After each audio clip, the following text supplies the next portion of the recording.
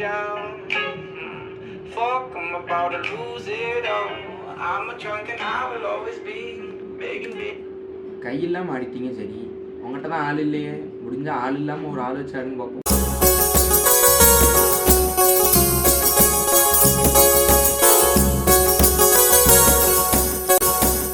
எட்டாத உயரத்தில் நிலவை வைத்தவன் யாரு?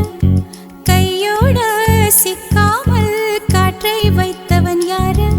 இதை எண்ணி எண்ணி இயற்கையை வியக்கிறேன். எட்டாத உயரத்தில் நிலவை வைத்தவன் யாரு? பெண்ணே